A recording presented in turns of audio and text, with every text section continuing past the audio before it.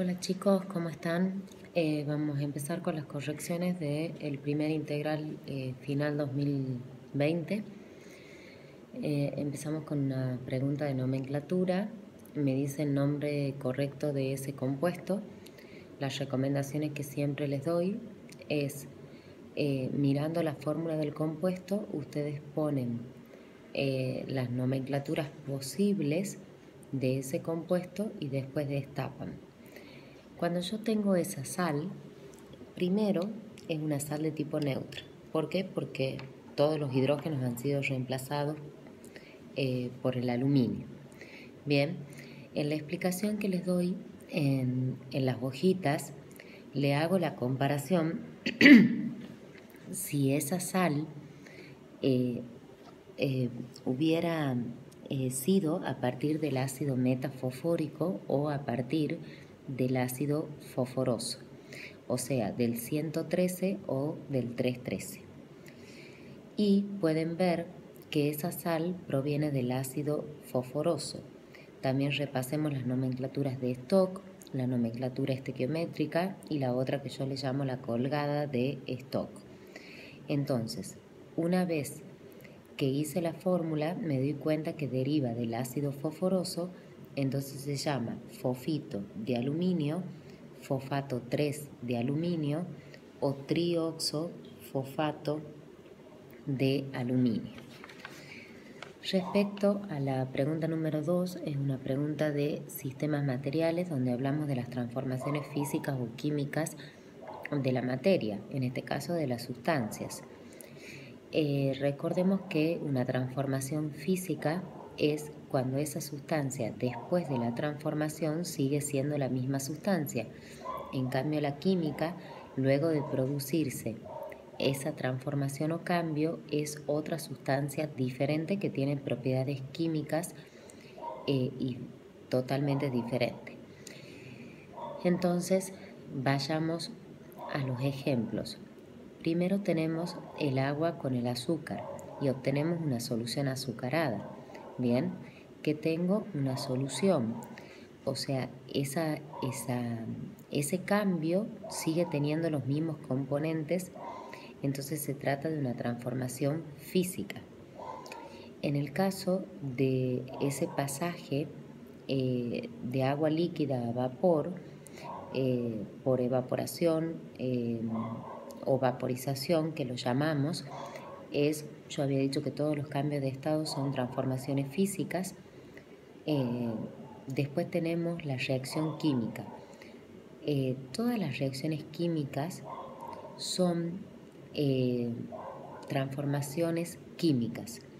Ahí en el tercer ejemplo tenemos el óxido mercúrico que se descompone porque es una reacción de descomposición generando dos sustancias puras simples, o sea, el mercurio y el oxígeno, que por separado tienen propiedades totalmente diferentes al óxido de partida. Cuando vemos la cuarta es la descomposición del carbonato de calcio, donde sucede lo mismo. En el caso de la salmuera pasa exactamente lo mismo, es una transformación de tipo física, y en la reacción de combustión del carbono hablamos de una transformación química. Respecto a la pregunta número 3,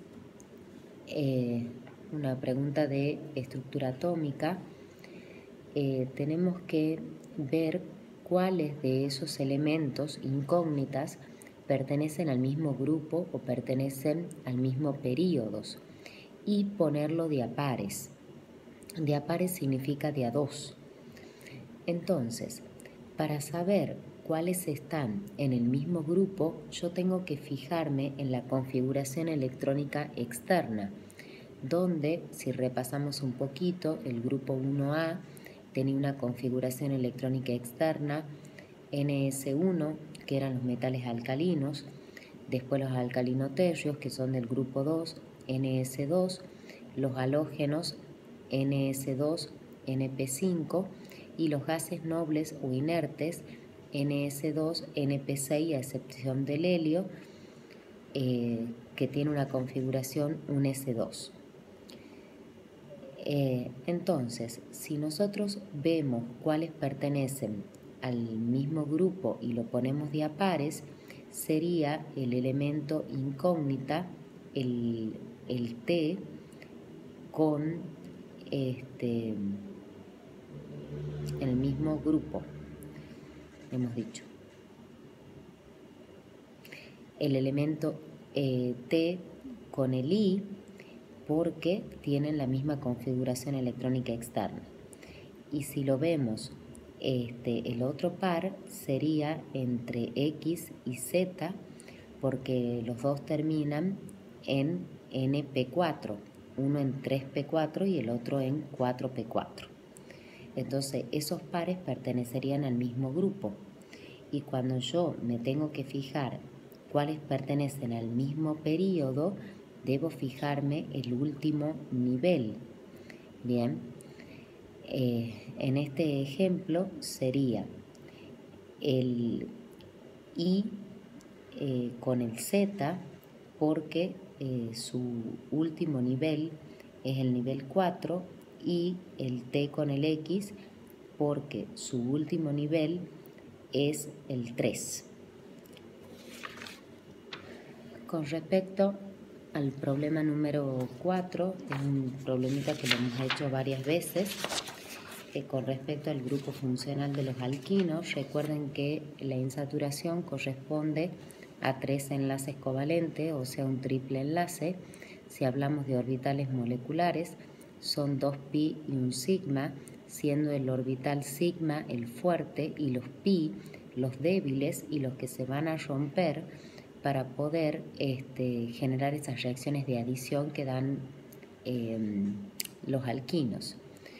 Entonces, nosotros podemos decir que hay 2 pares de enlace pi o 4 electrones pi, o también podemos decir un enlace o un par de enlaces sigma o 2 enlaces sigma. Respecto al problema número 5, es un problema de estequiometría. Lo primero que tienen que darse cuenta es que me da la ecuación, no me está dando la reacción química. Entonces tengo que igualar para poder recién hacer la estequiometría correspondiente. Respecto a la pregunta número 6, entramos en química orgánica en profundidad. Para eso tengo que saber el tema de solubilidad. La trimetilamina no es soluble en agua. Yo les había dicho que para que ustedes entiendan la solubilidad en agua tienen que ver la estructura y si ese compuesto es capaz de formar puente hidrógeno con el agua. Para que se forme un puente hidrógeno tiene que haber un hidrógeno unido a un elemento muy electronegativo, como ser el nitrógeno, el oxígeno o el fósforo, para poder formarlo, en este caso con el agua. Y si veo la estructura de la trimetilamina, no tiene ningún hidrógeno unido al nitrógeno.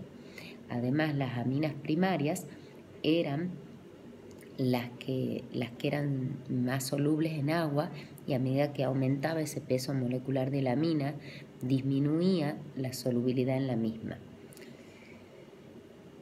Respecto a la solubilidad de los alcoholes, a medida que aumenta el número de átomos de carbono o la masa molecular del alcohol, disminuye su solubilidad en agua. Los alcoholes sí son compuestos solubles en agua. Respecto al etileno, el etileno es el eteno. Los alquenos son insolubles en agua. Cuando yo comparo los ácidos con los derivados de ácido, en este caso un halogenuro de ácido, el ácido acético es más soluble debido a que el otro no es soluble. ¿El metano es un gas que se solubiliza en solventes apolares? Sí. El metano, ya les había dicho en algunos momentos que es un gas, o sea, el metano, el etano, el propano y el butano son gases. Y a su vez, cuando hemos visto las propiedades, los alcanos eran insolubles en agua, solubles en solventes orgánicos, y otra característica que tenían, que eran miscibles entre sí en todas sus proporciones. Bien, significaba que se podían mezclar entre ellos.